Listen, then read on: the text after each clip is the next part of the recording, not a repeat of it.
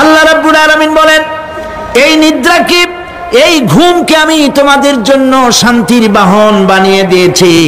আলাম ইয়ারাউ আন্না জাআলনাল লাইলা লিয়াসকুনু ফীহি ওয়ান নাহারা মুবসিরান ইন্না ফী যালিকা লাআয়াতিন লিকাওমি ইউমিনুন। তারা কি আল্লাহ পাকের এই কুদরতের কথা চিন্তা করে না, যে আমি রাতের আধার দিয়ে ধরনীর বুক ছেয়ে দেই, দিনের উজ্জ্বলতা, কোলাহল, গাড়ির আওয়াজ, ভ্যাঁ ভোঁ আওয়াজ হচ্ছে, কলকারখানার আওয়াজ হচ্ছে, সূর্যের বিরাট তাপ, ঘুম আসে না। সারাদিন কাজ করার পর শরীরের আরাম দেওয়ার জন্যে রাতের একটি কালো চাদর পৃথিবীর উপরে আমি বিছায় দেই।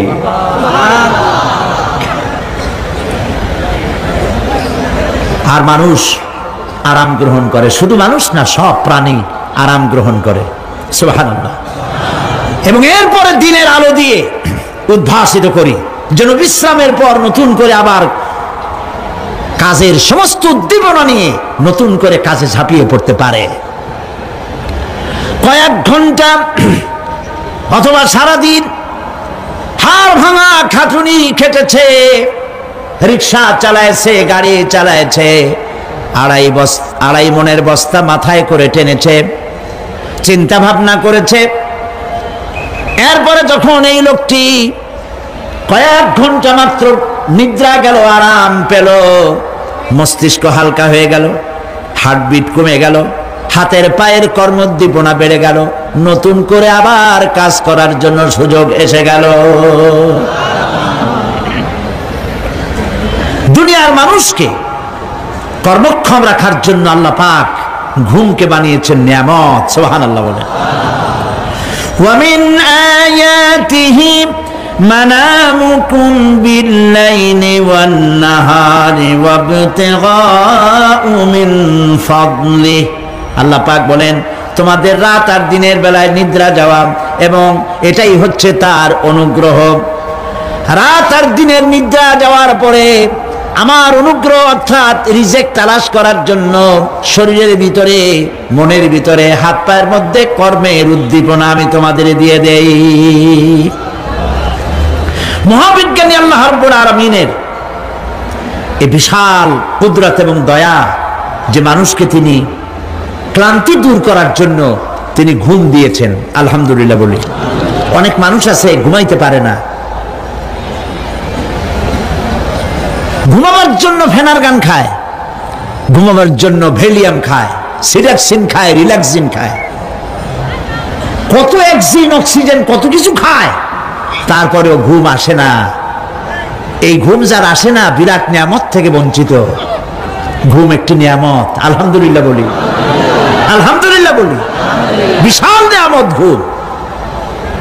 আল্লাহ যে সমস্ত নিয়ামত আমাদের জন্ম থেকে শুরু করে এ পর্যন্ত বডির মধ্যে দিছেন, মৃত্যুর আগে আল্লাহ যেন একটিও কেড়ে না নেন। বলি আমিন। আল্লাহ রাব্বুল আলামিনের পরে বলেন,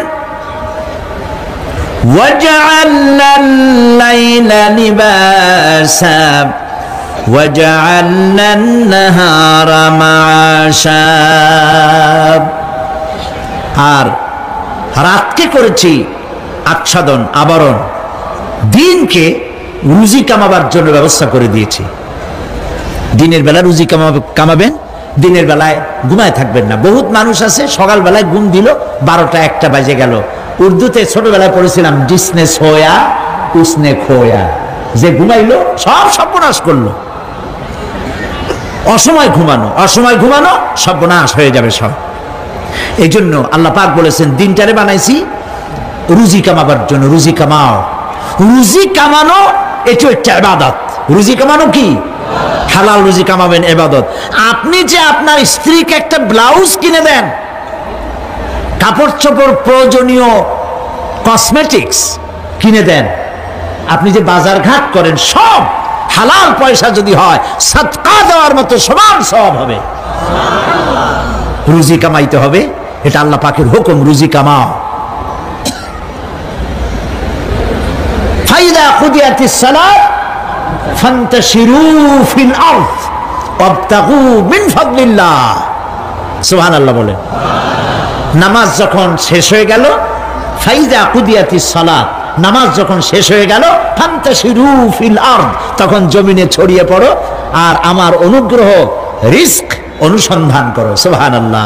আল্লাহ রাব্বুল আলামিন তার হাবিব সম্পর্কে বলেন, তাবারাকাল্লাযী নাযালাল ফুরকানা আলা আবদিহি লিয়াকুনা লিল আলামিনা নাযীরা। অতীব বরকতশালী সে আল্লাহ রাব্বুল আলামিন, যিনি তার বান্দার উপরে ফুরকান অবতীর্ণ করেছেন যাতে করে তিনি তার কওমের কাছে দাওয়াত পৌঁছান। এ কথা বলা হয় নাই, লিয়াকুনা লিল আলামিনা নাযীরা, বিশ্ববাসীর কাছে যেন তিনি দাওয়াত পৌঁছাতে পারেন, আল্লাহর সম্পর্কে, জাহান্নাম সম্পর্কে ভীতি প্রদর্শন করাতে পারেন, জান্নাতের সুসংবাদ দিতে পারেন, হেদায়েতের দাওয়াত পৌঁছে দিতে পারেন। এই জন্য আমি রাসূলকে পাঠিয়েছি তাম বিশ্বের সমস্ত মানুষের জন্য। সুবহানাল্লাহি ওয়া বিহামদিহি, তিনি সকলের জন্য। তার সম্মান আর মর্যাদা আল্লাহ রাব্বুল আলামিন এমন ভাবে পেশ করলেন, তার মর্যাদা এত বেশি, নবীর মর্যাদা এত বেশি, মুহাম্মদ সাল্লাল্লাহু আলাইহি ওয়াসাল্লাম যদি উম্মতের কোনো ব্যাপারে যদি বলেন হ্যাঁ, অমনি উম্মতের জন্য তা হালাল হয়ে যায়। সুবহানাল্লাহ পড়ে। কে আছে এমন যে তার মুখের কথা আইন, কোন পরামর্শের ধার ধারে না, মুখের কথাটা কি আইন। রাসূল যদি বলেন হ্যাঁ, উম্মতের জন্য কি হয়? হালাল। হালাল। রাসূল বলছেন না, উম্মতের জন্য কি হয়ে গেল? হারাম হয়ে গেল। সুবহানাল্লাহি ওয়া বিহামদিহি। এটা হচ্ছে আল্লাহ তার রাসূলকে লেজিসলেটিভ পাওয়ার, আইন তৈরি করার অধিকার আল্লাহ তার হাবিবকে দিয়েছেন। রাসূল ছিলেন শারে, শরীয়ত প্রণেতা। হালাল হারামের সীমারেখা কোরআনে যা আছে এটুকুনি শেষ নয়। হালাল হারামের সীমারেখা রাসূল পাককে প্রদান করার জন্য, নির্ধারণ করার জন্য আল্লাহ পাক তাকে পারমিশন দিয়েছেন, পাওয়ার দিয়েছেন। ওয়ামা আতাকুমুর রাসূলু ফাখুযুহু ওয়ামা নাহাকুম আনহু ফান্তাহু। এই আয়াত দিয়ে প্রমাণিত হয় রাসূল তোমাদের জন্য যা দেন তা গ্রহণ করো, যা নিষেধ করেন তার থেকে বিরত থাকো, ফিরে থাকো। রাসূল পাক সাল্লাল্লাহু আলাইহি ওয়াসাল্লামের ইজ্জত সম্মান এভাবে আল্লাহ দান করলেন। হ্যাঁ বললে হালাল হয়ে যায়, না বললে হারাম হয়ে যায়। রাসূলের মর্যাদা এত বেশি, তিনি যদি পথ চলেন, পা উঁচু করলে আরশ আজিম পর্যন্ত চলে যান। তিনি যদি আল্লাহর দরবারে মোনাজাত করেন, মোনাজাত করতে দেরি আছে, কবুল হতে দেরি নাই। হাত তোলা লাগে না, হাত তোলা লাগে না। আমরা যে হাত তুলে মোনাজাত করি, রাসূল সাল্লাল্লাহু আলাইহি ওয়াসাল্লাম হাত তুলেছেন, আবার অনেক সময় হাত তোলেননি। কোন কোন সময় হাত, হাদিস শরীফে এসেছে এভাবে হাত উঁচু করেছেন আকাশের দিকে, হাদিস শরীফে এসেছে বগলের সাদা চামড়া দেখা গিয়েছে, এভাবে আল্লাহর কাছে দুহাত তুলে, দুহাত প্রসারিত করে আল্লাহর কাছে কামনা করেছেন। এমন সত্তা, মনে ইরাদা করতে দেরি, কবুল হতে দেরি নেই। হাদিস শরীফে এসেছে হযরত আবু হুরায়রা রাদিয়াল্লাহু তাআলা আনহু একবার রাসূল করিম সাল্লাল্লাহু আলাইহি ওয়াসাল্লামের দরবারে কাঁদতেছিলেন। হুজুর জিজ্ঞেস করলেন, আবু হুরায়রা তুমি কাঁদো কেন? হুজুর হযরত আবু হুরায়রা বলেন, হুজুর আমার মা আমাকে মেরেছে, আমি সেই জন্য কাঁদতেছি। হুজুর বলেন, মা তোমাকে মারলো কেন?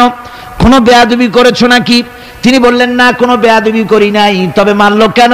হযরত আবু হুরায়রা বলেন, হুজুর আমার মা হচ্ছেন মুশরিকা, আমার মা কাফের।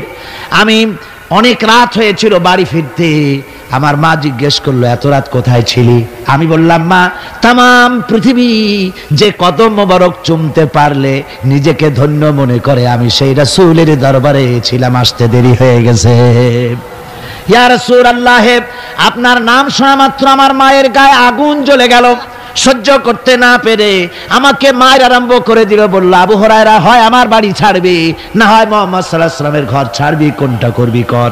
আমি বললাম, মা তোমার গায়ে যত শক্তি আছে সমস্ত শক্তি দিয়ে তুমি আমাকে প্রহার করো, আমি তামাম তোমার বাড়িটা শুদ্ধা তামাম দুনিয়া ছেড়ে দিতে পারি, কিন্তু রাসূল পাক সাল্লাল্লাহু আলাইহি সাল্লামের কদম মোবারক ছাড়তে পারি না। ভাইরা আমার, হযরতে আবু হুরায়রা কাঁদতেছেন। আল্লাহর নবী বলেন, তুমি কাঁদো কেন? তোমার মা তোমাকে মেরেছেন, আমি এখানে কি করব? এখানে তো আমি কোনো দখল আন্দাজ করতে পারি না, আমি কি করতে পারি? এখানে ইন্টারফেয়ার তো আমি করতে পারি না, মা তোমারে মেরেছে। হযরত আবু হুরায়রা বলেন, ইয়া রাসূলুল্লাহ, মায়ের বিরুদ্ধে কোনো নালিশ করার জন্য আপনার কাছে আমি আসি নাই। বলে, কেন এসেছো? হযরত আবু হুরায়রা বলেন, হুজুর, এসেছি এই জন্যে, আমি জানি আপনি যদি আল্লাহর দরবারে কোনো ব্যাপারে দোয়া করেন, আল্লাহ রাব্বুল আলামিন তা মঞ্জুর করে নেন। আপনি মেহেরবানি করে আমার মায়ের হেদায়েতের জন্য আল্লাহর কাছে দোয়া করুন। হুজুর সাল্লাল্লাহু আলাইহি সাল্লাম দুহাত উঁচু করলেন, বললেন, আল্লাহুম্মা ইহদি উম্মা আবি হুরায়রা, আয় আল্লাহ, আবু হুরায়রার মাকে তুমি হেদায়েত নসিব করে দাও। এই দোয়া রাসূল করতেছেন। হুজুরকে দোয়ার মধ্যে ফেলে রেখে আবু হুরায়রা দৌড় আরম্ভ করেছে বাড়ির দিকে। পেছন থেকে কয়েকজন সাহাবী তারা দৌড়ে গেল। আবু হুরায়রা দৌড়ায় কেন? এত ভদ্র মানুষ, কোনো সময় কারোর সাথে রাগারাগি করে না, দৌড়ায় কেন? নিশ্চয়ই কোনো বিপদ বুঝি হয়ে গিয়েছে, পিছন থেকে জামা টেনে ধরেছে। কি হয়েছে, দৌড়াও কেন? হযরত আবু হুরায়রা বলেন, আমার জামা ছেড়ে দাও, আমাকে দৌড়াতে দাও।